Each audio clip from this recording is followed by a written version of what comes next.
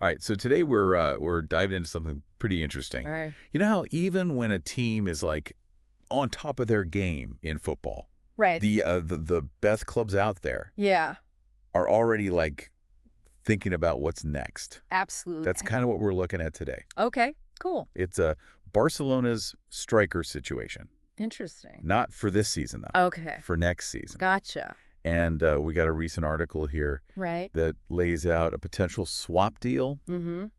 and it involves a young player already on Barcelona's books. Wow. Wild how early these things start brewing. Yeah, it really is. And it highlights something I think that's crucial about how these top clubs operate. Yeah. You know, even with someone like Robert Lewandowski, who is absolutely dominating La Liga right now. Right. Leading scorer, likely to get another contract extension. Like he's a machine. Barcelona is still thinking long term. Yeah. So Lewandowski's doing great, Yeah. but he's not getting any younger, that's for sure. The article focuses on this potential replacement, Okay. Viktor Gyökeres, Mm-hmm. currently playing for Sporting CP in Portugal.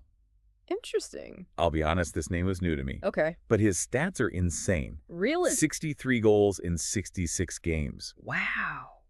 Even in a high-scoring league like Portugal, Yeah. that's remarkable. Yeah, he's definitely turning heads. Gyökeres is 25 years old, and just to put those numbers into context, even someone like Erling Haaland wasn't scoring at that pace consistently at that age. Right. What makes Gyökeres so effective is this combination of factors. Yeah. His positioning in the box is excellent. He's incredibly clinical with his finishing. And Sporting's system really plays to his strengths, you know, often utilizing quick counterattacks where his pace and power are devastating. Yeah, and here's where the deep dive gets into like the nitty-gritty. All right. The article mentions Gyökeres has a 100 million euro valuation, Okay. which is astronomical. Yeah. But but Sporting might be willing to let him go for 60, 70 million. That's still a massive fee, but that potential discount Yeah. is what makes things really interesting. I see. This is the kind of detail you won't find just glancing at headlines. Exactly. And it's a good example of how transfer fees are rarely like set in stone. Right. There's always room for negotiation, and factors like a player's contract length, their desire to move, and the selling club's financial situation all come into play. Yeah. Whether Gyökeres is worth that kind of money is a gamble. Yeah. But that's where scouting and analysis come in, Right. trying to project, you know, if his current form can translate to a top league like La Liga. Okay, now for the twist, All right. the potential swap deal. Okay. Barcelona has this 18-year-old Brazilian prospect, Vitor Roque, who they actually already own. Oh, wow. He's currently on loan at Real Betis. Okay. And guess what? What? Sporting wanted Roque last year. Interesting. This is where it gets clever. All right, so loan deals are a common tool for clubs, Yeah. especially when it comes to these young players. Right. Barcelona might loan someone like Roque out to give him regular playing time at a high level, something that he might not get with the main squad right now. Yeah. Allows him to develop without that pressure of needing to perform immediately Right. for a club like Barcelona. So the article suggests that Barcelona could send Roque to Sporting Okay. as part of the deal for Gyökeres, Mm-hmm. which could potentially knock off around 30 million euros from Gyökeres' price tag. So you're saying... Suddenly that 60, 70 million starts to look a lot more manageable. Yeah, on the surface, yes, but like any transfer, we need to look at it from both sides. Right. For Sporting, is Roque worth that much in terms of his potential and how he fits their system? Yeah. Does his arrival mean that they're also shifting their style of play Interesting. to accommodate a player of his type? Right. And for Barcelona, are they giving up a future star to secure an established one right now? These are the complex calculations that clubs have to make. And to add even more intrigue, the article mentions that English clubs are also interested in Gyökeres. Oh, wow. We're talking Premier League. Right. So that adds another layer of competition and potentially drives up the price. Absolutely. The Premier League's financial power is undeniable. Yeah. And they often come in with these big offers that are hard to refuse. Right. But beyond money, there's also the question of fit. Mm-hmm. Would Gyökeres' style be more suited to the fast-paced physical nature of the Premier League Yeah. compared to Barcelona's more possession-based approach? Right. That's something he'll have to weigh. And then there's the real-world factor the article brings up. Okay. Barcelona's finances. Yeah. They've had some well-documented issues recently, and the article says their economic situation needs to improve for this deal to be feasible. Right, so it's not just about player valuations and potential swap deals. There's this whole financial layer that comes into play, reminding us that even the biggest clubs have to work within certain constraints. Yeah. This adds a layer of uncertainty to the whole situation. Okay, so before we move on to part 2, where we'll delve deeper into the tactical side of things, let's recap what we've learned so far.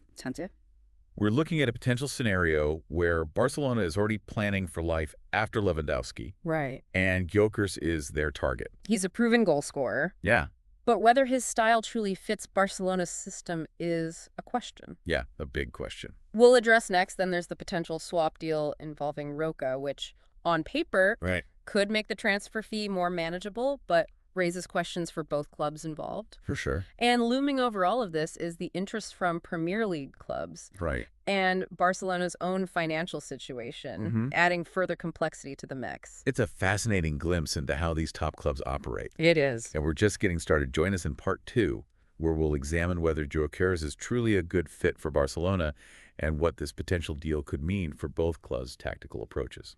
I'm excited. Me too. So welcome back to our deep dive into Barcelona's striker situation.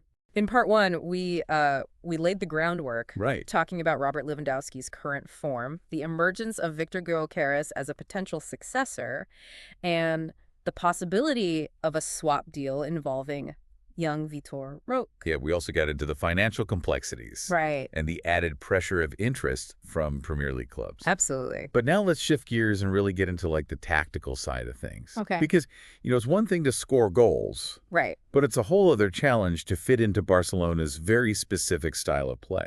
Absolutely. Barcelona is renowned for its possession-based football, often referred to as tiki-taka. Right. Think intricate passing sequences, quick movement off the ball, and a focus on creating chances through patient build-up play.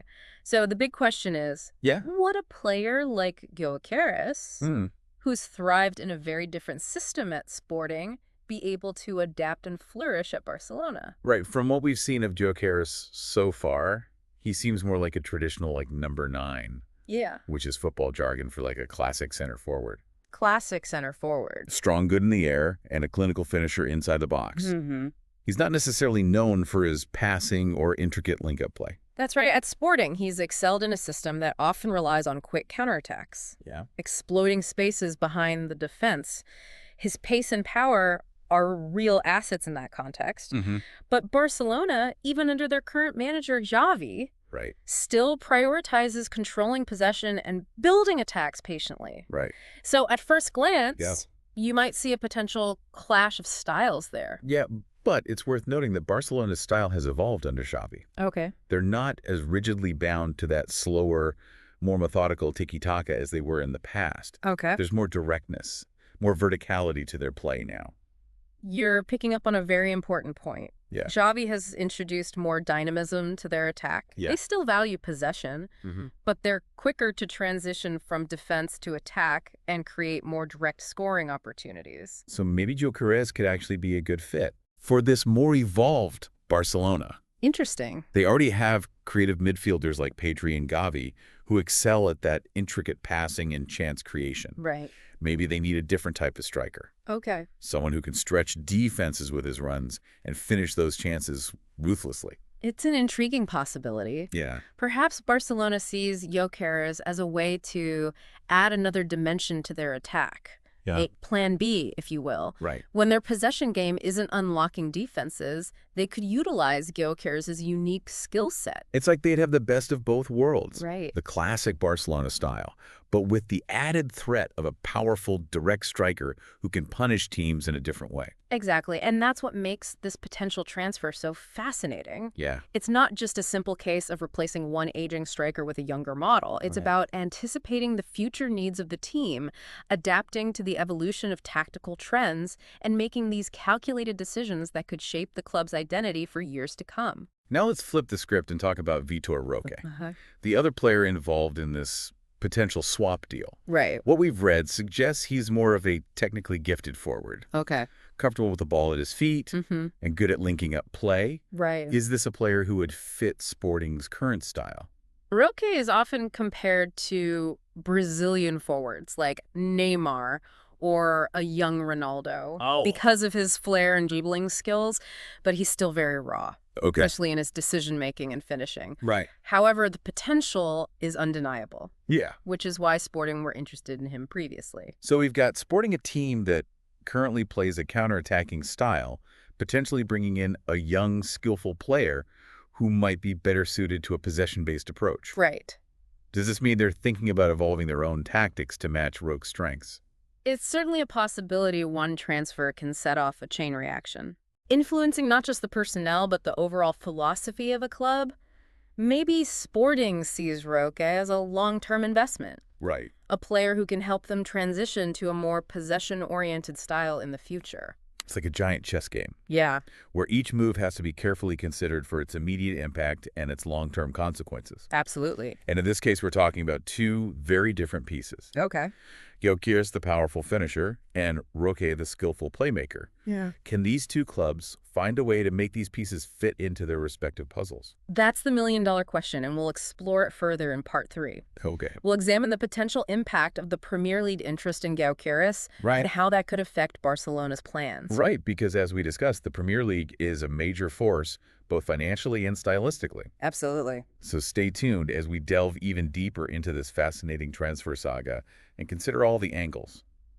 Okay, so we've talked about Gyökeres' potential fit at Barcelona, Roque's possible move to Sporting, and all the tactical considerations for both clubs. But yeah, we can't ignore the elephant in the room, as they say. The Premier League. Yeah, that Premier League interest in Gyökeres mentioned in the article. Right. It adds like a whole other layer of intrigue to this whole situation. It's a significant factor. The Premier League's financial muscle is well known. Oh, yeah. And they're often willing to pay a premium to get their targets.